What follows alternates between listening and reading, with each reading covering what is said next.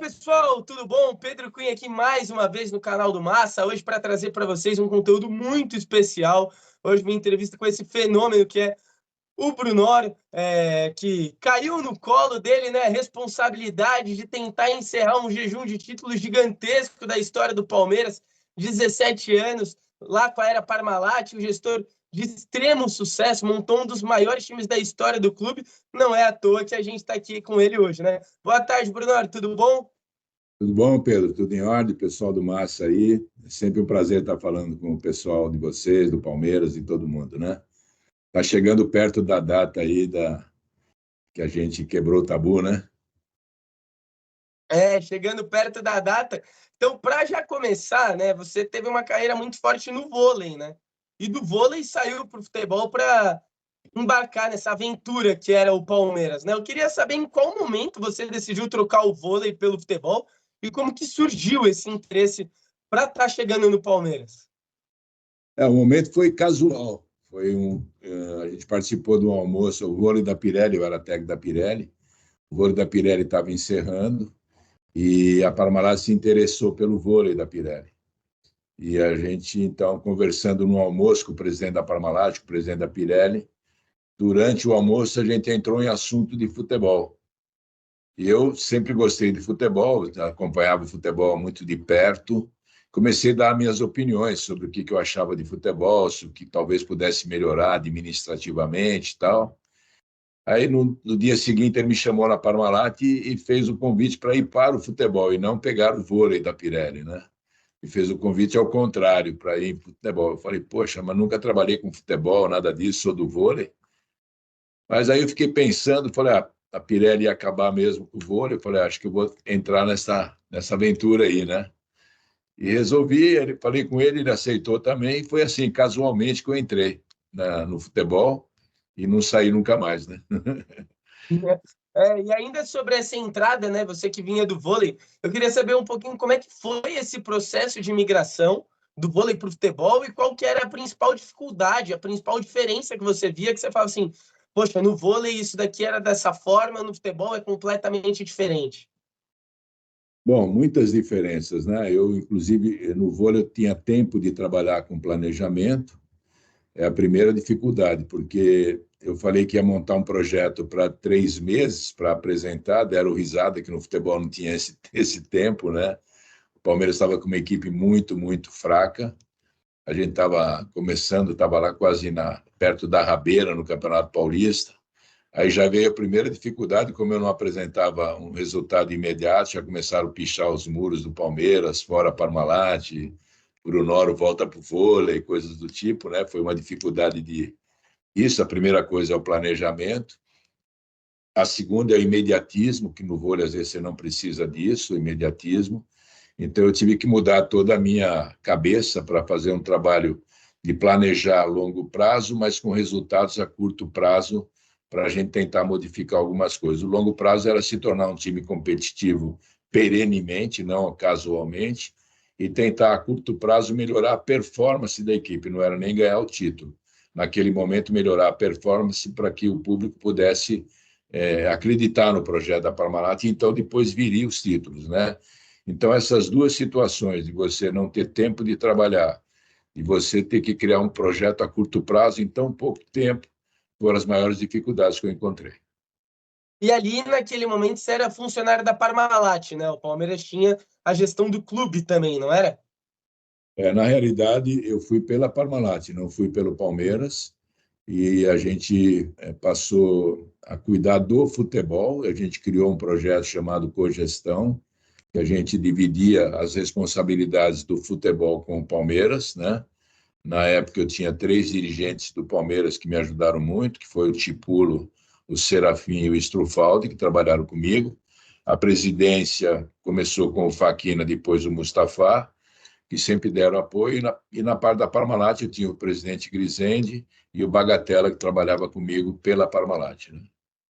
E aí, nessa junção, então, entre a gestão do clube, o pessoal da Parmalat, como que foi para montar aquele time? Porque vocês chegam no Palmeiras em 92, naquele ano o clube acaba perdendo o título paulista, mas já tinha uma base boa, né, para o ano seguinte. Na realidade, eu comecei a montar o time em 92, né? A gente pegou um time fraco, começamos a introduzir algumas peças que eu achava que eram necessárias. A primeira foi reintegrar o Evair no time, né? Que ele estava afastado. E aí a gente trouxe o Zinho, o Mazinho, o Cláudio, o Maurílio e mais um menino que eu esqueci o nome agora. E aí a gente trouxe um treinador também vitorioso, a gente sempre procurou trazer, Giancarlo, tá? A gente sempre procurou trazer jogadores que tinham perfil de vitória, né? E aí veio junto alguns jogadores importantes também, Daniel e outros jogadores que vieram, foram vários jogadores que passaram aí, para a gente poder montar o elenco para o ano seguinte já. Como a gente saiu lá de baixo, já chegou a vice-campeão em 92, depois só foi introduzir novos jogadores pelo que faltava naquele elenco de 92. Aí já vieram outros jogadores, Edmundo, Edilson, Antônio Carlos, Kleber, Roberto Carlos, alguns jogadores mais ou menos assim, né? E dessas contratações mágicas do Palmeiras, né? Porque esse time está na memória do torcedor até hoje. Se a gente perguntar para qualquer torcedor que viveu aquela época, ele sabe a escalação do goleiro ao ponta direita, do 1 ao 11, ele sabe de cor, né? Então, daquelas contratações, qual foi o maior desafio assim que você teve? O cara que você mais suou para trazer? Quem foi mais difícil? Bom, em primeiro lugar, assim, as contratações foram difíceis porque eu não era do meio do futebol, né? O vôlei, as contratações são completamente diferentes do futebol. Então, eu tive que aprender a lidar com as contratações, lidar com o clube, lidar com a normativa de contratação, lidar com empresários. Então, todas elas foram contratações que eu tive que aprender a fazer. Uma das mais cobiçadas na época era o Roberto Carlos, que foi difícil a gente convencer a União São João de Araras de vender para nós, né? Foi uma negociação muito dura. A outra foram as negociações no exterior, né? Que eu tinha que ir para a Espanha. Eu trouxe, numa mesma viagem, eu trouxe o Antônio Carlos e o Kleber. E o Kleber, eu negociei ele no aeroporto de Madrid, né?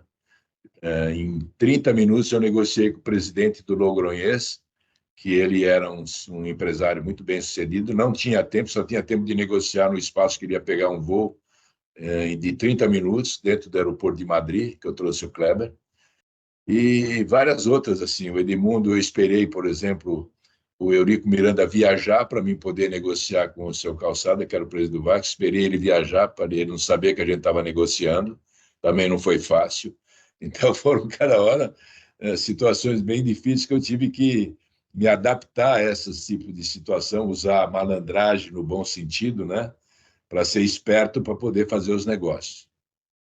E de todas essas contratações que a gente falou, teve uma que por pouco não passou pela tua mão e que não fechou, que acho que seria a maior da história do futebol brasileiro, que é a do Maradona, né? Como é que foi essa história para tentar trazer o Maradona para o Palmeiras?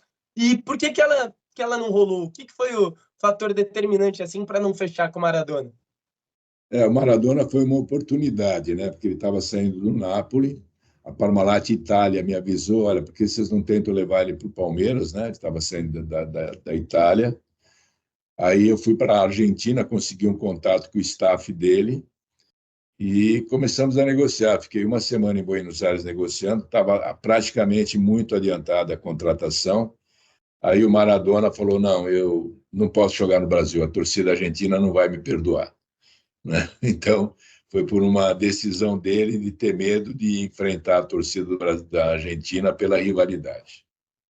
Mas no resto, então, estava tudo certo. Foi muito mais uma questão do coração do Maradona, assim. Do coração, sem dúvida nenhuma. A parte financeira, essas coisas, tudo certo. E além do Maradona, teve uma outra quase contratação que você acha que ia ser algo espetacular assim para o futebol como um todo?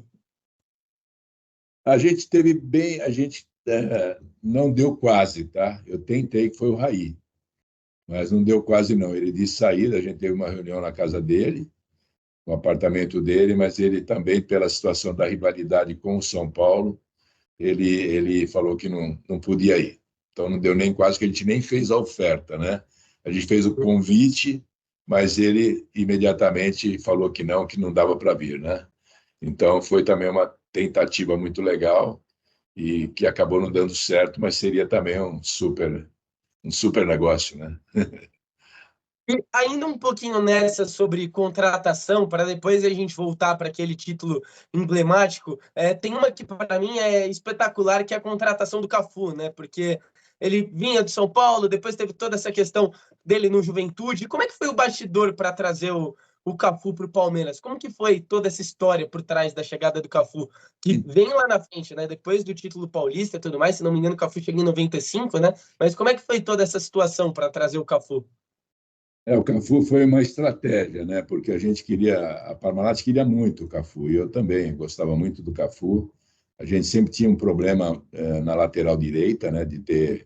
A gente improvisava Marinho e Mazinho, desculpe, e outros jogadores, e a gente queria um jogador de porte. São Paulo não nos venderia, né? Estava vendendo para um time europeu na Espanha. Eu fui nesse time europeu e propus comprar junto com eles o Cafu.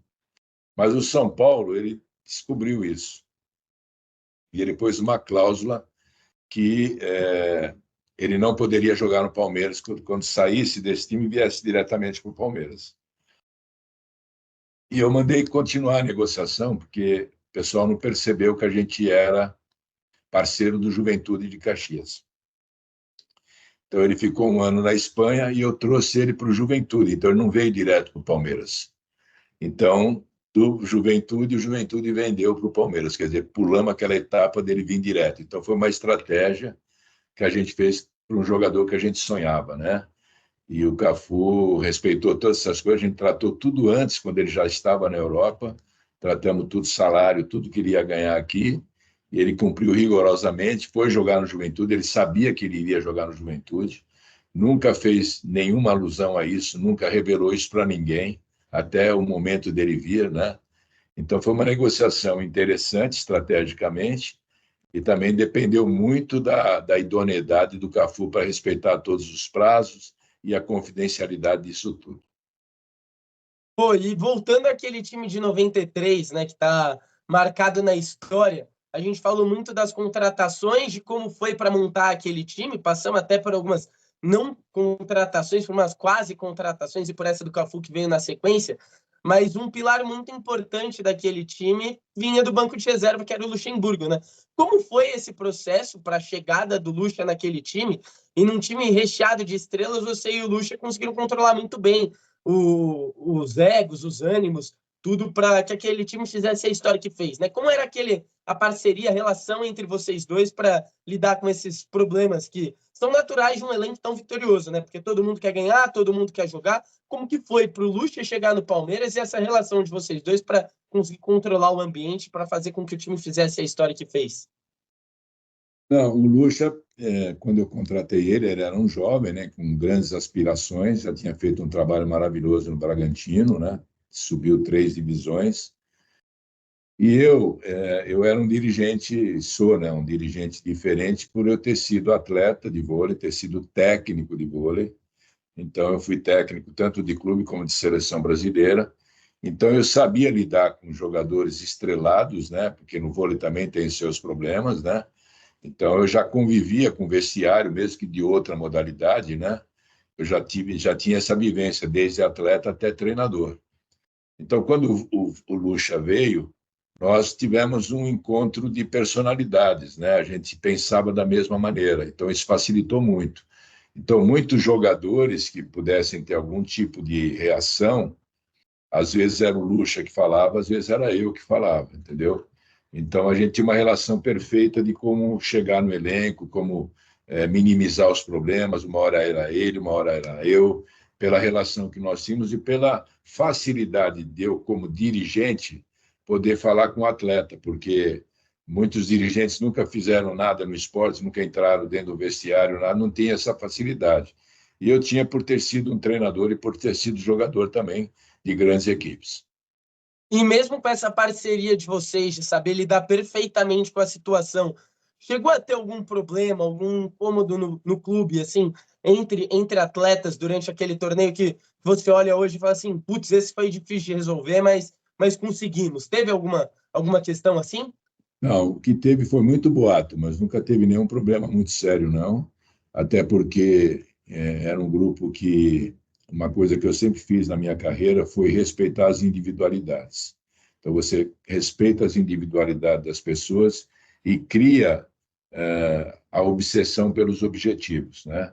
Então a gente respeitando cada um do jeito que é, mas quando entra em campo tem que ter todo mundo a mesma cabeça para ganhar títulos, né? A gente sempre trabalhou com vitória, a gente nunca trabalhou com o aspecto de derrotista. Teve problemas normais de vestiário, de discussão, disso, daquilo, mas sempre respeitando cada um. Se um gosta de rock, vai continuar gostando de rock, se um gosta de pagode, vai continuar gostando de pagode. Então a gente teve problemas, mas problemas que foram extremamente fáceis de resolver. E naquele ano, né, o Palmeiras fez essa campanha mágica que hoje, inclusive, a gente celebra a data, a gente olha para trás, lembra o torcedor que viveu na época, não tem como esquecer. Muitos torcedores de hoje, inclusive, acredito que viraram palmeirenses através daquele time, com essa campanha mágica, né? Então, eu queria te perguntar qual foi o momento assim mais marcante daquela campanha para você, algo que você olha hoje, olha lá para trás, para 93 e fala. Tipo, fala, putz, cara, eu vivi isso daqui. Qual que é o momento que mais te marcou daquela campanha? Ora, realmente foi o último jogo, tá? Porque 17 anos sem ganhar, a gente tinha perdido a primeira final. Reverter em uma semana todo o peso de não ganhar de 17 anos.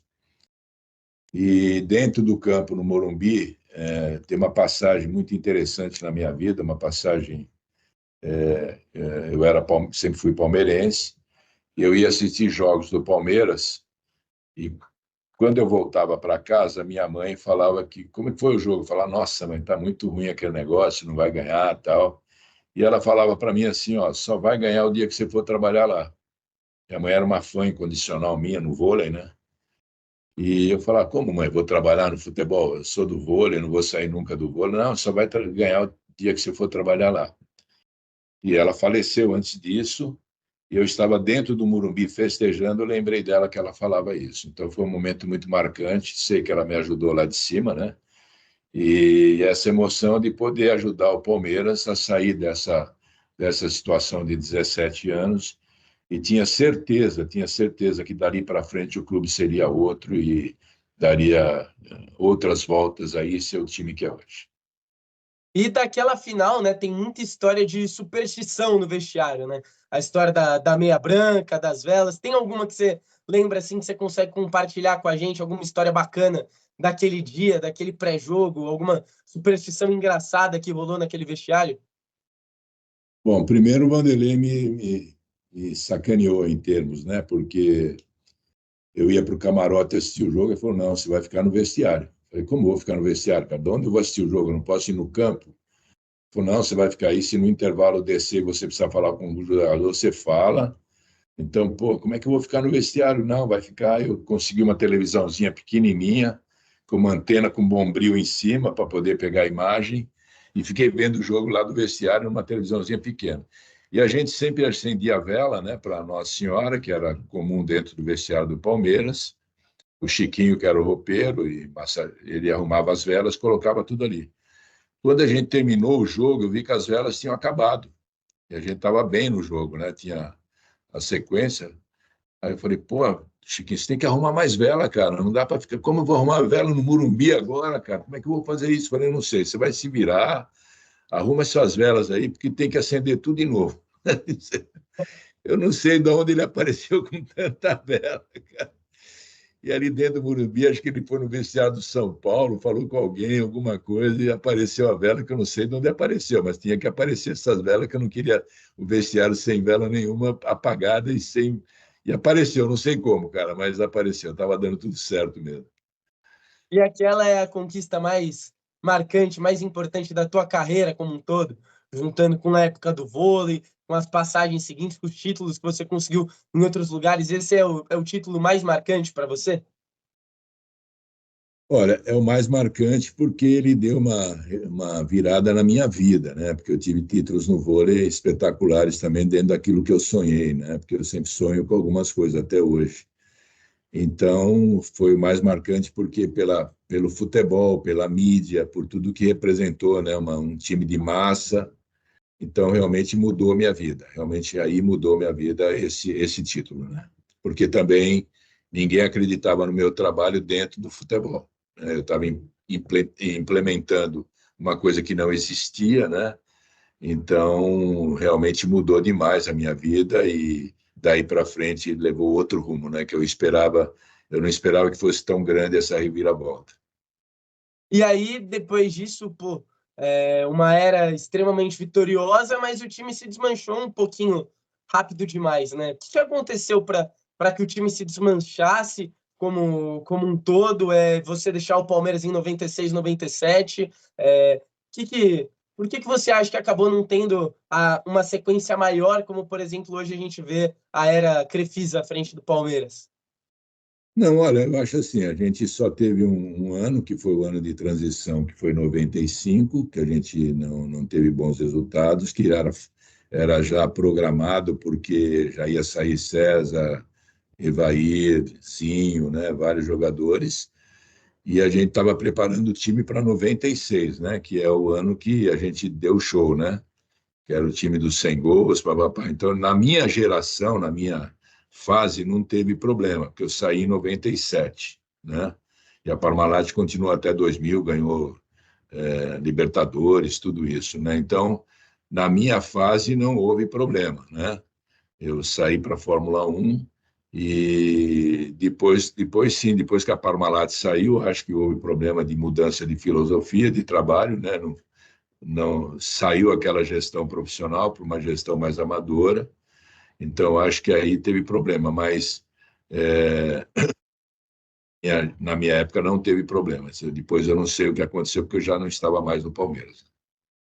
Entendi. Perguntei justamente por causa disso, né? Porque na saída da Parmalat como um todo, você sai um pouquinho antes, mas na saída o clube acaba mudando de patamar, né? Passa o clube que brigava sempre por títulos, passa a brigar contra situações que não condizem com o tamanho do clube, né? E aí você volta depois lá em 2013, ainda num cenário diferente, né? Num cenário onde o Palmeiras flerta com rebaixamentos, joga a segunda divisão. Como que era aquele Palmeiras que você encontrou no seu retorno e quais que eram as principais diferenças assim que você olhava e falava, tipo, meu, lá atrás isso daqui dava certo e hoje não está acontecendo. O que você notou de principal diferença desde que você saiu para esse retorno?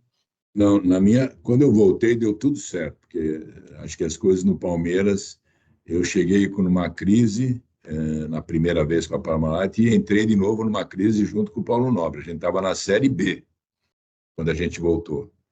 Eu voltei com o Palmeiras na Série B. E o Palmeiras não tinha um tostão em caixa. Nada, nada, nada. Então, o Paulo Nobre teve que aportar um dinheiro dele, mas um dinheiro comedido, vamos dizer assim. Foi o suficiente para a gente sair da Série B para a Série A naquele ano, sem susto, que era o que eu previa, a gente não ter susto para subir. A gente disparou na frente. E no ano seguinte nós não tínhamos dinheiro para montar um grande time. Então a gente administrou para não cair, né? Para não cair. Então, isso é que ficou marcado um pouco, que não teve crise nenhuma. A gente administrou para não cair, remodelamos todas as categorias de base, começou ali esse trabalho de base, né? E depois, quando eu saí, que eu fui para outro trabalho, já veio a Crefisa, já veio a Arena funcionando, quer dizer, a gente plantou tudo isso, foi um grande trabalho, aliás, que as pessoas marcam um pouquinho pelo time que quase caiu, né? Mas ninguém lembra que a gente pegou na Série B e subiu sem dinheiro, sem jogadores praticamente. Mantivemos um time só para manter na Série A e já prevendo que a partir do ano seguinte a gente teria todas as receitas de volta, a arena, jogar na arena, e aí facilitou tudo. Aí eu já tinha saí nesse ano, mas fica marcado pela campanha ruim daquele ano, mas que era prevista, era para a gente não cair mesmo e depois ressurgir de novo. Então, eu sempre digo assim que esses 2 anos foram muito importantes, que a gente tirou o Palmeiras de uma situação muito ruim, reformulamos todas as categorias de base que não existia, saímos da Série B para a Série A, mantivemos o clube na Série A, e aí depois vieram os patrocínios, Crefisa, tudo isso, que melhorou a situação do clube, a gente já pôde jogar na arena. Então, acho que foi um trabalho tão importante quanto da Parmalat. E aí teve o respaldo muito forte do Paulo Nobre de aportar um dinheiro para que o Palmeiras pudesse sobreviver. E muita coisa mudou do Palmeiras, de onde vocês começaram, né? Você com o Paulo Nobre, do que é hoje, né? E muita coisa foi plantada desde lá, igual você falou das categorias de base, de ter conseguido manter o time na elite para, na sequência, deslanchar, conquistando vários títulos, a questão do Allianz Parque. Hoje, olhando lá para trás, olhando para esse trabalho que você fez junto com o Paulo Nobre, o que é que você mais se orgulha de ver que está acontecendo no Palmeiras hoje que vocês plantaram lá atrás? Bom, primeiro foi a base.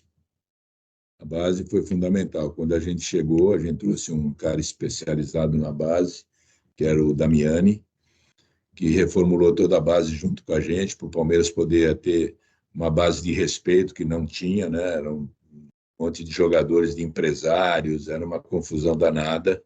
A gente já naquela época já teve Gabriel Jesus, já começou a ter jogadores importantes ali na base. Então, esse foi o principal foco que plantou essa reformulação da base, né?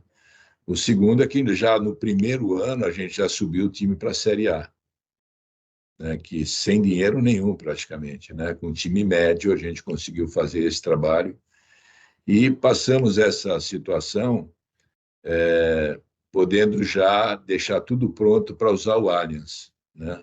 Então, acho que isso foi o principal aspecto. Já montamos um sócio torcedor, mesmo com o time não sendo muito forte, a gente já vendeu o sócio torcedor com a motivação da Arena. Então, a gente teve uma abordagem muito grande de sócio torcedor. Então, teve muitas coisas positivas que a gente guarda com muito carinho. E você falou de base, né? E a base do Palmeiras mudou muito de lá para cá, junto com esse trabalho que vocês fizeram com o Damiani e tudo.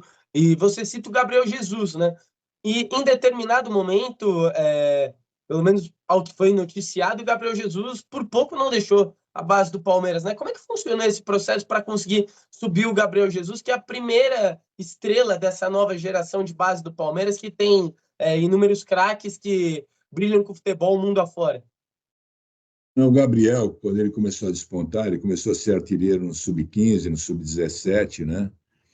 E começou todo mundo a ir para cima dele, né? Então a gente sabia que seria um grande ativo, né? O Palmeiras seria um ativo espetacular para a gente. Então a gente teve cuidado junto com o Paulo Nobre, junto com o Damiani, com os outros diretores, o Omar Feitosa também, que trabalhava comigo no departamento, né? Que era foi um cara muito importante também na gerência de futebol, o Omar Feitosa. E aí o que acontece? A gente blindou o Gabriel, a gente blindou junto com o empresário dele, a gente fez um contrato bom para ele, blindou para que ele não tivesse essa situação de sair antes do tempo. Então, os empresários, tanto ele como os pais, todos sabiam que eles estariam muito bem resguardados no Palmeiras até que aparecesse a oportunidade. Então, nesse processo, teve aí um conjunto de coisas, né? O Damiani, o Omar Feitosa, o Paulo Nobre, eu, os empresários deles que cuidavam na época da carreira deles, os treinadores, todos, a gente fez uma blindagem muito grande para o Gabriel não poder sair antes do tempo. E hoje, olhando para trás, olhando toda a sua trajetória e olhando como funciona hoje, como que você enxerga esse cargo de executivo de futebol? Qual que são as principais diferenças que você vê da época da Parmalat, quando você assumiu, para depois, para esse momento, junto com o Paulo, para o que acontece hoje em dia nesse cargo? Olha, cara, eu tenho muita alegria de ter implementado esse cargo no Brasil, né? Muita alegria de ter feito isso. Vejo que muitas coisas ainda foram regredidas com esses executivos hoje, muitas coisas. Eles são ainda capachos dos presidentes, eles não apresentam projetos, eles trocam de técnicos do mesmo jeito que os dirigentes faziam, né? Então, alguns retrocederam, outros melhoraram muito a função, né? Criaram funções, criaram planejamento, criaram situações de contratar bons jogadores, mas a gente fica no Brasil hoje com a sensação que o dirigente é só aquele cara que contrata, né? E não é isso, tem muitas coisas que podem ser feitas e que podem ser melhoradas. Então, eu vejo que foi um projeto que eu coloquei para mim pessoalmente e para o futebol, que deu certo, mas ainda eu vejo que poucos diretores executivos têm poder de decisão, têm poder de fazer um trabalho, ficam com muito medo de perder o trabalho, então ficam à mercê da situação amadora, mas já melhorou muito. Fico feliz que já melhorou muito e é um cargo que todos os clubes têm hoje. Você acha que falta mais coragem para o dirigente tomar certas atitudes que podem acabar incomodando um pouco o torcedor ou parte da cúpula do clube? Ah, isso sempre falta, né? Falta porque fica à mercê muito da mídia, da torcida, e o dirigente não pode ter esse medo. Se ele sabe aonde ele quer chegar e como ele vai chegar, ele não pode ter esse medo. Se ele confia no trabalho dele e se ele está planejado para atingir um objetivo e se o insucesso de algum momento faz parte dessa trajetória, ele tem que confiar e seguir. Eu acho que falta um pouco isso. Entendi. E, Bruno, para fechar, já estamos caminhando para o fim.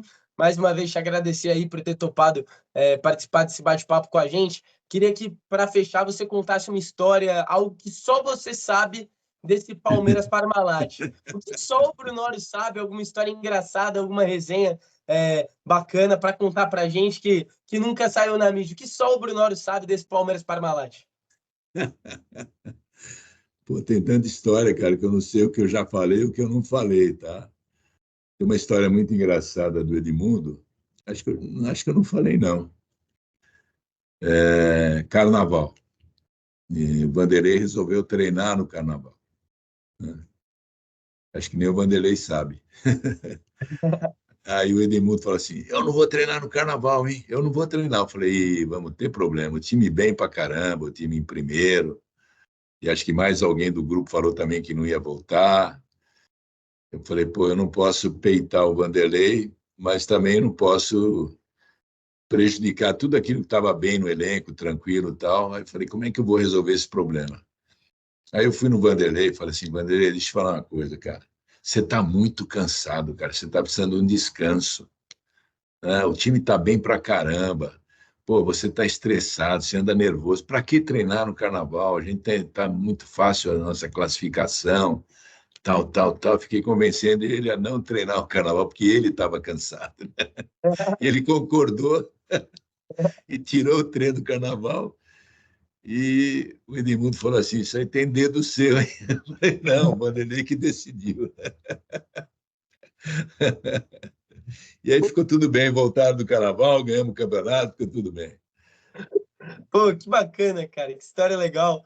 Acho que essa eu particularmente nunca tinha ouvido em lugar nenhum. Acho que, de fato, é em primeira mão aqui pra gente do canal do Massa. Mas, Bruno, eu te agradecer, então, por ter topado o nosso convite, por participar desse nosso bate-papo. Pedir para o torcedor do Palmeiras que está acompanhando aqui, deixar o like, ativar o sininho, se inscrever no canal, compartilhar para o amigo, amiga, periquito, papagaio, para todo mundo acompanhar esse bate-papo com esse fenômeno que é o Brunório. Então, Brunório, muito obrigado, viu, por ter topado aqui com a gente. Prazer enorme poder falar com você hoje.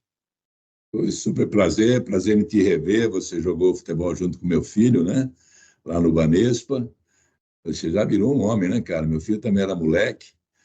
E cada um seguiu um rumo, né? Você no jornalismo, meu filho está jogando, estudando lá nos Estados Unidos para ser dirigente igual a mim. Eu falei: não faz isso, mas ele quer, né? Então, os destinos vão, mas todos felizes. Fico muito feliz de te rever. Parabéns aí pela entrevista tão gostosa. E um abraço a todos os palmeirenses aí, porque dia 12 é um dia importante para todos nós, né? Valeu, pessoal. Obrigado, viu? Deixa o like, se inscreve no canal e ativa o sininho. Tamo junto. Valeu!